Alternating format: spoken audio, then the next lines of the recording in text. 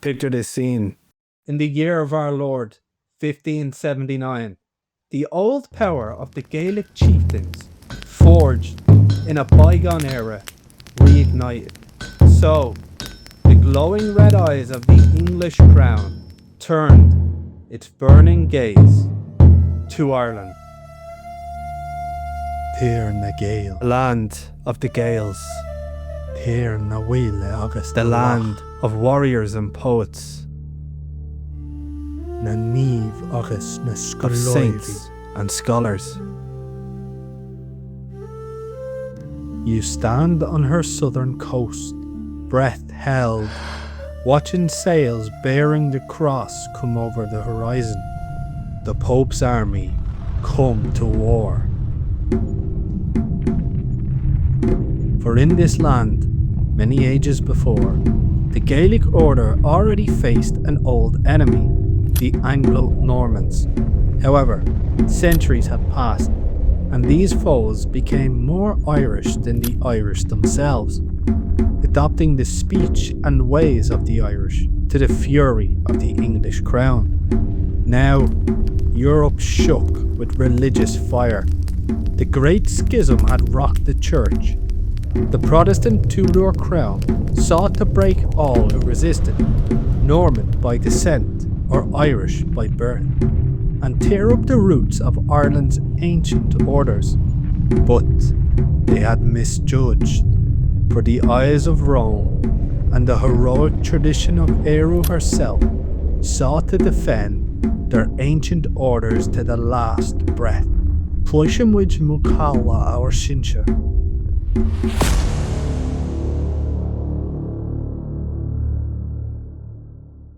To understand how we got to this point, we need to go back, before a foreign crown lay hands on Ireland, to a time of an old order. An order stretching back into prehistory. For in Ireland, rule was not by feudal decree, but by clan and tradition. Those traditions involved the sacred king bound to the goddess of the land, a learned class who carried the entire memory of a people, warriors sworn to defend territory and honour, and the free people who toiled the soil of their ancestors. Picture yourself there. You sit on the ramparts of a Gaelic fort, watching a hawk glide in the rare blue sky. A racket of oncoming men on horses breaks your peace. At their head rides the Olaf Bard, the poet, with a harp in hand, an heir of the Druids. You rush into the timber-roofed hall. The king rises, not as a feudal tyrant, but as guardian of the clan and land itself. He greets the bard as one greets a vessel of history and truth. For here, power rests not only on the sword, but on honour, tradition, and story. This was Ireland before the storm, a living, sacred order. For even after the arrival of Christianity, the tripartite system of pagan Ireland continued. The bards, who took the role of the Druids when they bore the expansion of the church, continued on with their ancient teachings alongside the monks. But across the sea, another order stirred, one that demanded crown above clan. For the Anglo-Normans, who once came as conquerors, had long since gone native, becoming the Anglo-Irish. They married Irish, fostered Irish children, spoke the Celtic tongue and honoured Brehon law. To the Tudor crown it was betrayal.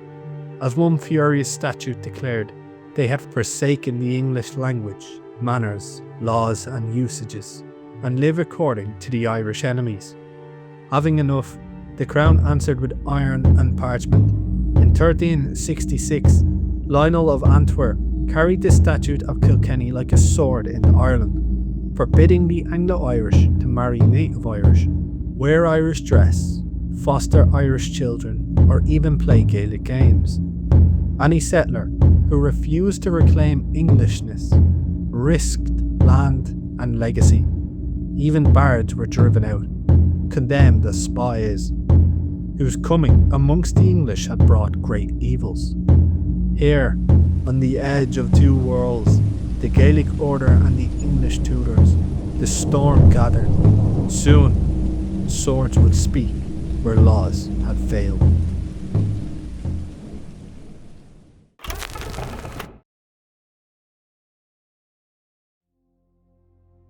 The old world is still breathing. Druids gone, but their echoes carried in law and poetry. Yet across the narrow sea, a storm brews, not of swords and mail, but of parchment, doctrine, and royal pride. King Henry VIII denied a male heir from his first wife and denied a blessing from Rome, tore Christendom apart for the sake of a divorce. He cast aside the Pope and made himself God's voice on earth.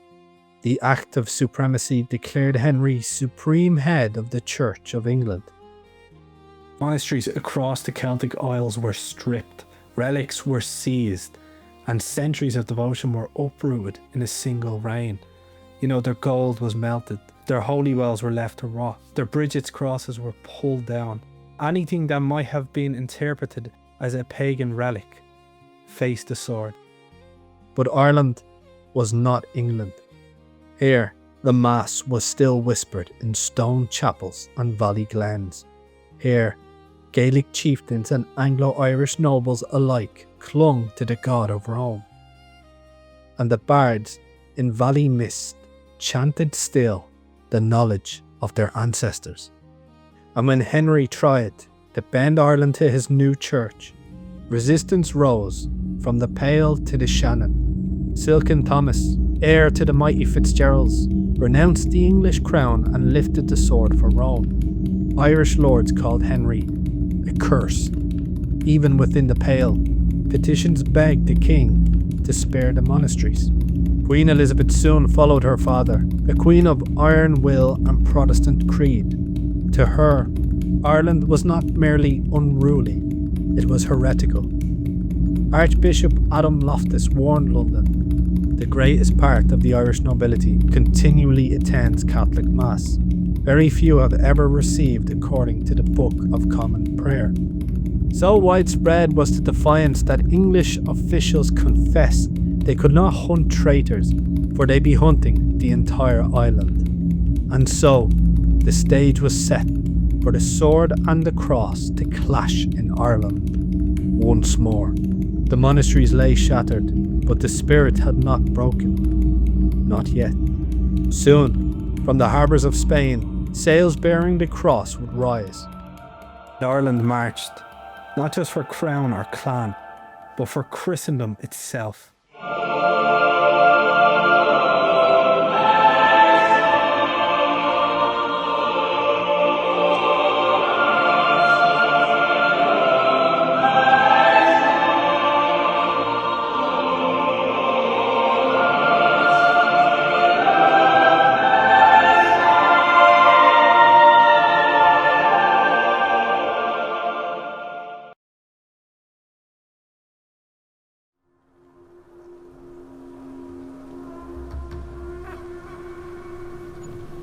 A storm was coming to Munster, not born in cloud or tide, but in Rome. For Ireland had not bowed to the English crown, nor bent the knee to its new church. In the year of our Lord 1569, James Fitzmaurice Fitzgerald lit a torch against darkness. He gathered lords beneath the banner of the cross, arguing that England had broken law debilitator, the ancient papal grant that once allowed English entry into Ireland, and thus Rome was free to choose another king of the Gael. Envoys rode to Spain, seeking a prince to wear Ireland's crown in God's name. However, King Philip hesitated, for he did not want to antagonise Elizabeth. But Fitzmaurice did not. He struck first in Kerry, and in Kilmallock restored the Mass, driving Reformation heresy from the streets. This was born also in part of clan rivalry between Desmond and Ormond, but brewed into a crusade declared in all but name. Elizabeth answered not with parchment, but fire and steel. Her captains swore to civilise the Gael by sword and famine. Poets were hanged, and bards were hunted like wolves. Even the Irish language fell under the description of treason. Fitzmaurice's rebellion faltered. But he slipped their noose and sailed to France. There he could not convince Henry III of his cause, so instead made his way to Rome. Pope Gregory met him with more enthusiasm, blessing him and granting indulgence to all who fought for Ireland's fate. A holy war was named. Fitzmaurice returned to Ireland in 1579 with 4 ships. Hardly enough. A papal banner was raised at Dingle, and Italian and Spanish blades stood beside him. Nicholas Sanders, priest and emissary of Rome, proclaimed Elizabeth a heretic and usurper. Gaelic swords rose in reply. O'Sullivan, Roach, Barry, and Desmond's own brothers assassinating the English sheriff in his sleep. Castles flared to life. Carrigafoyle, Ashkeaton, and for a moment, Munster breathed rebellion like mountain air. Yet prophecy is not always victory. As the rebellion roared, Fitzmaurice fell in a northern skirmish isolated from the brunt of the action. But Rome would not abandon Munster. In 1580, the Pope sent 800 crusaders, Italians, Spaniards, Irish exiles, landing at the fort of Doon and Ayr. They came with banners blessed in Rome, believing Ireland would rise. There, they began constructing new modern defences, for the fort's origins lay in prehistory. However, before they could complete their work, they were attacked on the 7th of November 1580 by the Deputy General of Ireland, Lord Arthur Grey.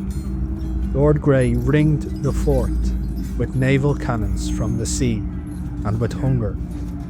When the soldiers of Christ surrendered under Commander Sebastiano de San Giuseppe, unarmed and starving, Grey promised mercy and gave none. All were butchered. Priests, soldiers, women, their bodies cast to the gulls and tides. A killing not of war, but of faith itself. For Lord Grey was host to a visceral dogma of Protestantism, which not only rejected Rome, but saw the Pope as the Antichrist himself and vicar of Satan. Historian Vincent Carey wrote the massacre was an important stage in the development of anti-Catholic rationale for brutal war in Ireland and for war against Catholic Spain in England, and was deeply supported by English poet Edmund Spenser, who took part in the fighting. And so the Crusade, in all but name, died in blood and famine. 30,000 starved. Vast areas of Munster laid empty, perfect now for plantation and settlement. Gerald Fitzgerald, the 15th Earl of Desmond, who took charge of the rebellion after Fitzmaurice's death, was hunted like a stag through glen and bog, until his decapitated head rode east to London and his body displayed on the walls of Cork. Yet even in ruin, something ancient woke. For the rebels did not call themselves subject, but children of Eru and Rome, fate and motherland. For the first time they were weaved together. The seed of a nation was sown in the blood of Ireland's dead martyrs.